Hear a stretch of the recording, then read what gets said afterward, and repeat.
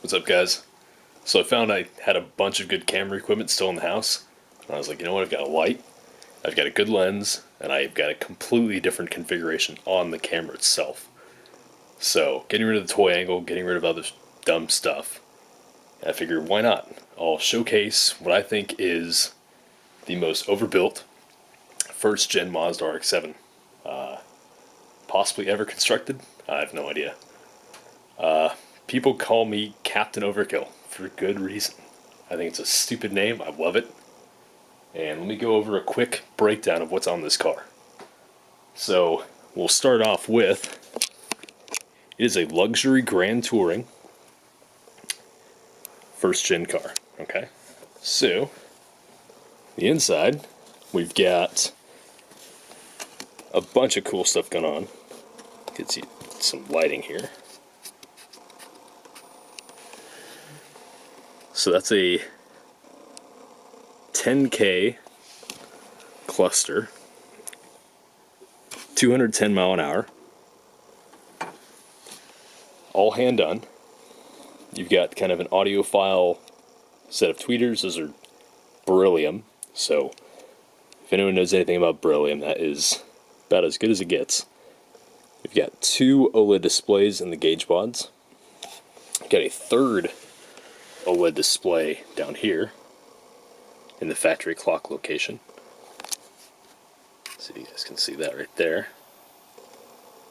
You've got a Kenwood Exelon 720p screen with 5 volt outputs going out to an amplifier.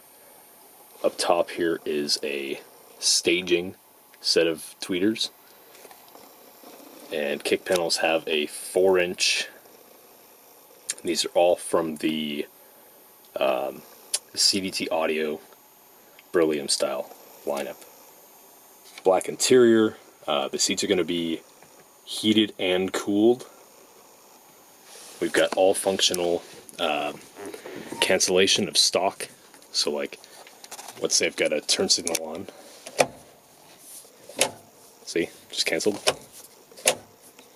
So that is able to be done by taking out the FB upper and FC lower of the steering rack, combining them with the D-ring and making it all custom fabricated. So that took a lot of time. But now it's actually stronger and more functional. There's a lot less crap going on in between. The flex is gone, so it's a very direct steering. In here you'll see some Emtron keypad. That's going to be like flame control. Pretty much that's my anti-lag. Boost control. All sorts of stuff for overrides. Multi-layering of controls. So I'll click one button and it opens up a whole different field for the others. So on and so forth. I've got a traction control knob here, 10-point. Factory buttons that should still all work. Power mirrors. I do still have storage space.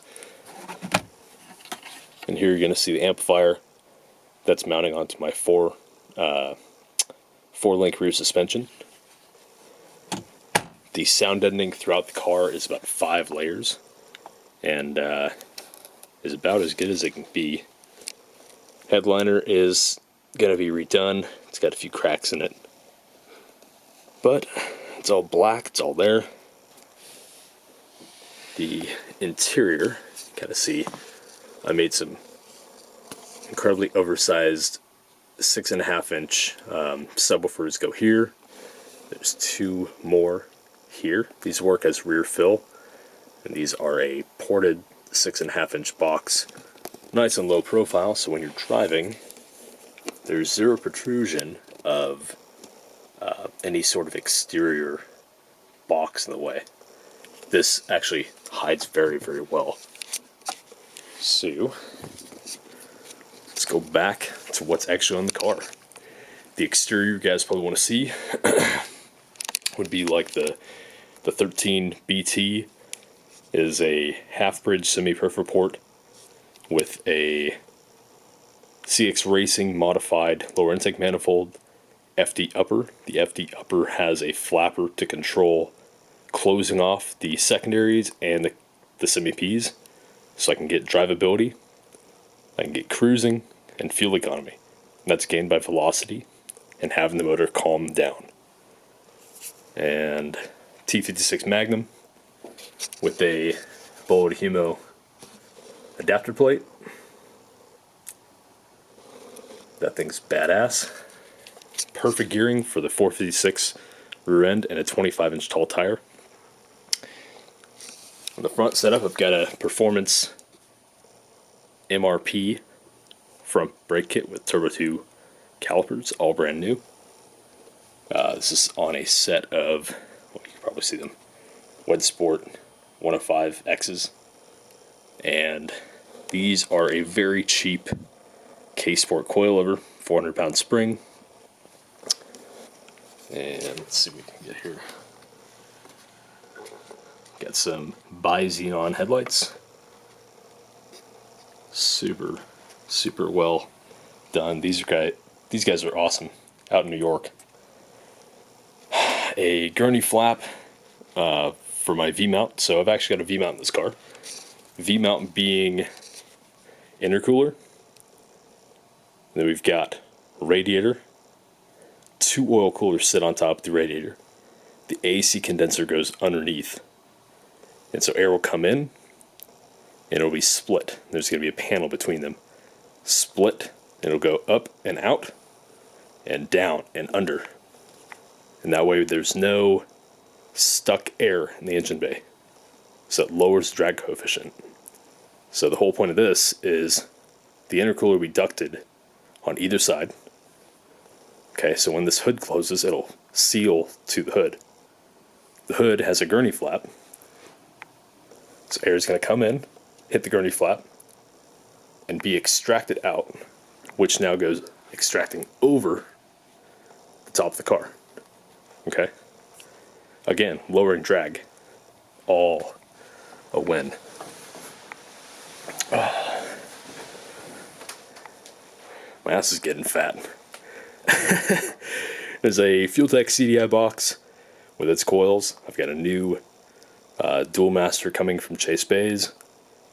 Again, FC power steering rack. I made a bump steer correction kit here. On this side we can kind of see what's going on with the anti-roll bar. And I'll try to get it over a little bit more without running into my lights. There we go. And there we go. I've got roll center correction right here. I've got bump steer correction right here. Reinforced anti-roll bar mount. And very overbuilt front suspension. Tire size is a 235/40/17 in front. And as you could tell, or probably tell, that is going to be about as stanced and perfect as you could ever imagine for first gen. The rear is a 255/40/17, which I have off right now. I was doing a nut and bolt check. And you can see the rear suspension, which is why I grabbed the light for the last video. This suspension, the upper links go into the body. That 4-link is where my amp is mounted on top. Okay? We've got a double adjustable long stroke Verishock coilover. It's a 6-inch stroke, just like that. The lower link, triangulated up to the factory mount like that.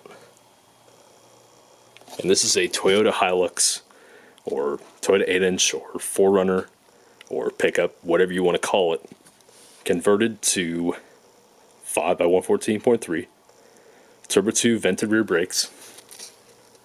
Kind of hard to get a hold of these days, but I had them, they were new. I said, screw it, let's go. And everything's all undercoated. It's all brand new. So Car's sound deadened, built to the moon, and try to get a little bit more of what's going on underneath in just a moment. There's a lot to take in. So, full air conditioning car, full power steering car. The charge pipe we're going to redo. The intercooler is just massive. It's a 4.5-inch core. This has O2 sensors for each rotor. This is my water pump 6 rib. It's underdriven, so we don't have cavitation. The factory, I think it's Series 4. It's supposed to cavitate at 5,400 RPM. Series 5 is about 5,700 RPM. And I'm trying to make my cavitation point about 7,300. So it still has adequate flow, but you know, it's not going to be crazy cavitation at, let's say, a 14 to 16 PSI system. Now, that being said, my system should be around 30 pounds for coolant pressure. So my boiling point goes way up because it's under a lot more pressure and therefore can handle more load. All right. I don't know why I'm out of breath, but it is cold out here. So I've got a carbon fiber inlay for this section. Rear backup camera.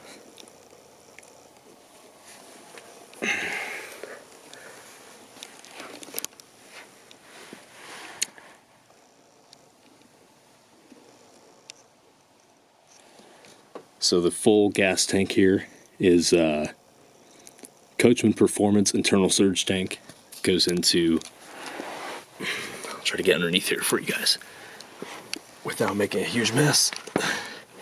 I've been mocking up a few different things. All right. Go back between the 4-link. Okay. So, a little bit hard to see, but we've got dual Fuelab 48403 pumps. We've got a inline filter here. This is my coarse filter. Okay, this is what comes off the tank, off the internal surge tank. And then this loops back into these are like a pre-pump filter. And then it comes back to my ID F750 after 2 check valves, which then crosses over flex fuel and the temporary lines until I redo these as hard line. And as you can tell, the whole undercoat is done for at least half the car. I'm gonna start running into stuff if I don't get out front of the car. too many lights and things, and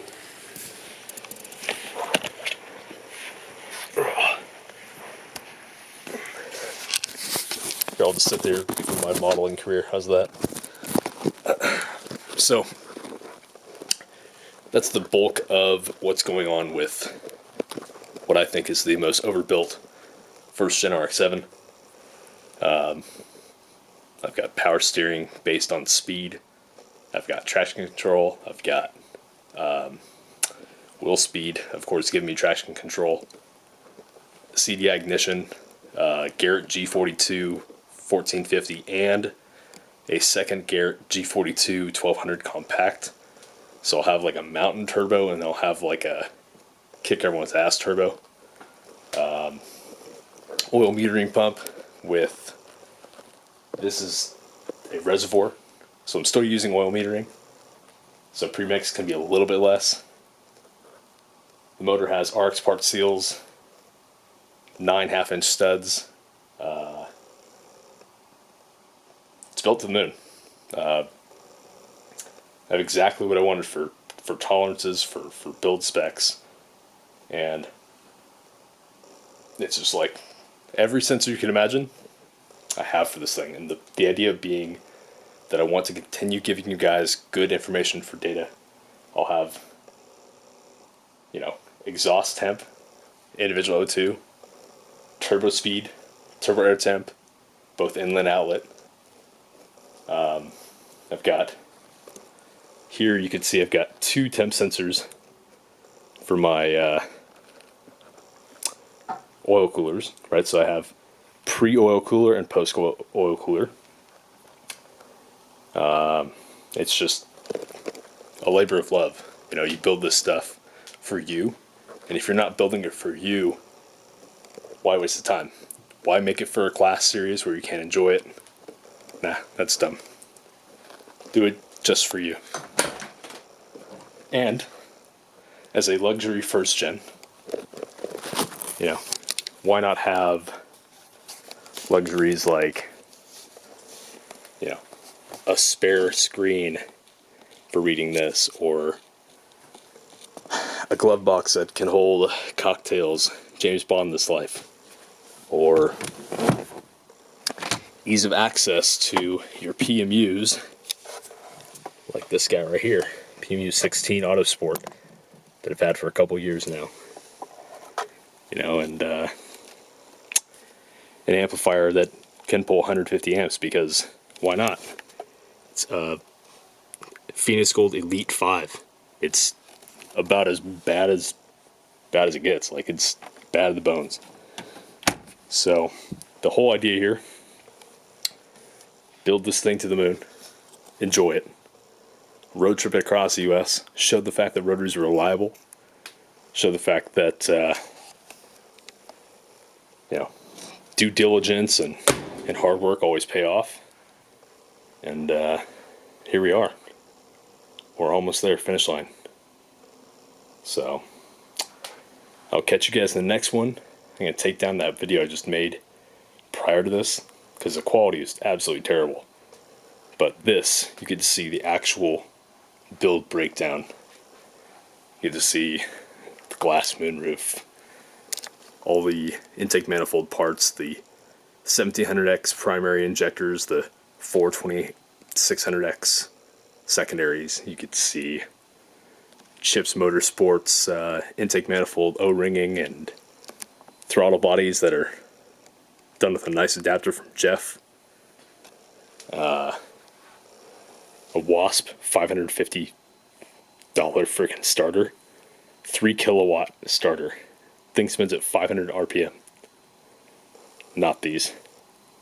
If you had a 270 amp alternator from DC Power Inc. Yeah. Here's another one of those headlights, which is just gorgeous. But yeah, this is a real car. None of this sissy bullshit backyard made. I don't know. I'm so tired of seeing builds that are so incomplete, so half-assed. So I'll be one to call someone out and say, hey, you cut way too many corners. I didn't. That's why it took so damn long.